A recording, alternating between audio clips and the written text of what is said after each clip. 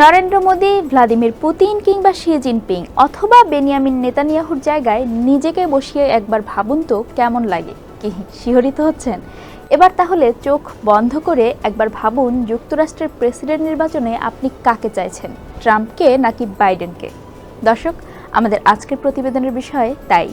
Bharat, Russia, চীন কিংবা ইসরায়েলের মার্কিন প্রেসিডেন্ট নির্বাচন নিয়ে ভাবনার কথাই আজ জানাবো। এ বিষয়ে ব্রিটিশ সংবাদ মাধ্যম বিবিসি একটি বিশ্লেষণধর্মী প্রতিবেদন প্রকাশ করেছে, যার উপর ভিত্তি করে দ্য বিজনেস স্ট্যান্ডার্ডের প্রতিবেদনটি তৈরি করা হয়েছে। পুরো প্রতিবেদনে আপনাদের সঙ্গে আছি আমি রুকাইয়া জহির।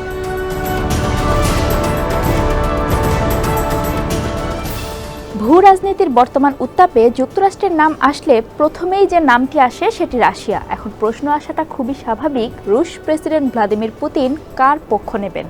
যিনি তাকে হত্যাকারী আখ্যা দিয়ে প্রতিপক্ষ ইউক্রেনের পাশে দাঁড়ানোর প্রতিশ্রুতি দিয়েছেন, সেই বাইডেনের পক্ষে, নাকি যিনি কিয়েভকে দেওয়া মার্কিন সামরিক সহায়তার সমালোচনা করেছেন এবং ন্যাটোর যেসব সদস্য প্রতিরক্ষা ব্যয়ের নির্দেশিকা পূরণ করে না তাদের সাথে রাশিয়াকে যা খুশি তাই করতে উৎসাহিত করেন, সেই ডোনাল্ড ট্রাম্পের পক্ষে? বিবিসি বলছে পুতিন নিশ্চিতভাবেই ট্রাম্পের পক্ষে যাবেন, কিন্তু তার মানে এই নয় যে ট্রাম্প নির্বাচিত হলেই রাশিয়া লাভবান হবে বা বিদ্যমান মার্কিন নীতি বদলে যাবে। কারণ 2016 সালেও রুশ কর্মকর্তারা সিগারেটের ধোঁয়া এবং শ্যাম্পেনের ফোয়ারায় ট্রাম্পের বিজয় উদযাপন করেছিলেন। সেবারও রুশ কর্তৃপক্ষ রাশিয়া মার্কিন সম্পর্কের উন্নতি আশা করেছিল, যা কখনোই বাস্তবায়িত হয়নি। কে বলতে পারে যে দ্বিতীয় মেয়াদেও প্রেসিডেন্ট ট্রাম্প মস্কোকে একইভাবে হতাশ করবেন না? এরপরেও হোয়াইট হাউস দখলের দৌড়ে যেই জিতুক, রুশ কর্তৃপক্ষ মার্কিন নির্বাচন পরবর্তী রাজনৈতিক অস্থিতিশীলতা এবং মেরুকরণের লক্ষণগুলো ঘনিষ্ঠভাবে পর্যবেক্ষণ করবে এবং তা থেকে লাভের উপায় খুঁজবে। এটা কাউকে বলে দিতে হবে না নিশ্চয়ই।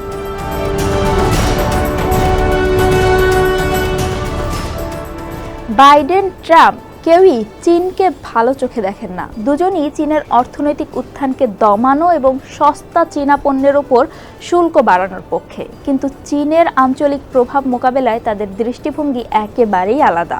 যেখানে চীনের সাথে সম্পর্ক ছিন্ন করে চলেছেন বাইডেন, সেখানে ট্রাম্প বরং দক্ষিণ কোরিয়া থেকে মার্কিন সেনা সরিয়ে নেওয়ার ব্যাপারে উৎসাহী। অন্যদিকে বাইডেন চান স্বশাসিত দ্বীপ তাইওয়ান প্রতিরক্ষায় আরও শক্তিশালী হয়ে উঠুক, এমনকি প্রয়োজনে মার্কিন সহায়তা নিয়ে হলেও। কিন্তু ট্রাম্প তাইওয়ানের বিরুদ্ধে আমেরিকান ব্যবসা নষ্ট করার অভিযোগ করেছেন এবং তিনি সেখানে সাহায্য পাঠানোর জন্য মার্কিন বিলের বিরোধিতা করেছেন। বেজিংয়ের দৃষ্টিতে ট্রাম্প এই অঞ্চলে মার্কিন মিত্রদের দুর্বল ও বিভক্ত করতে পারে, তবে তিনি আরেকটি বাণিজ্য যুদ্ধও তৈরি করতে পারেন বলে আশঙ্কা রয়েছে। বিবিসি বলছে বাইডেন আরও 4 বছরের জন্য মার্কিন ক্ষমতায় আসুক, তা কোনোভাবেই চায় না চীন।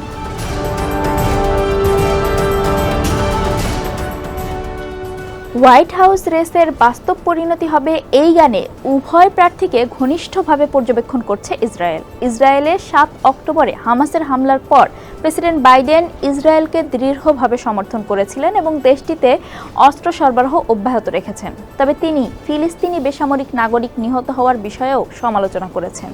সে যাই হোক, সামগ্রিকভাবে বিভিন্ন জরিপে দেখা গেছে ইহুদি ইসরায়েলিদের একটি বড় অংশ মনে করেন ট্রাম্প ইসরায়েলের জন্য বাইডেনের চেয়ে ভালো হবেন। তাদের বেশিরভাগই বাইডেনের যুদ্ধ পরিচালনার বিষয়ে অসন্তুষ্ট। একই সঙ্গে ফিলিস্তিনিরাও বাইডেনকে তাদের দুর্দশা উপেক্ষা করেন বলে দায়ী করে। এছাড়া ইসরায়েলিরা বেশ ভালোভাবেই মনে রেখেছে কিভাবে ট্রাম্প আনুষ্ঠানিকভাবে জেরুজালেমকে তাদের রাজধানী হিসেবে স্বীকৃতি দিয়েছিল এবং ইসরায়েল ও আরব রাষ্ট্রগুলোর মধ্যে কূটনৈতিক সম্পর্ক স্থাপনের জন্য বেশ কিছু নতুন চুক্তি করেছিলেন। ফলে ইসরায়েলের প্রধানমন্ত্রী বেনিয়ামিন নেতানিয়াহু ট্রাম্পকে আবারও ক্ষমতায় দেখতে চান বলেও মনে করছেন ভূ রাজনৈতিক বিশ্লেষকরা।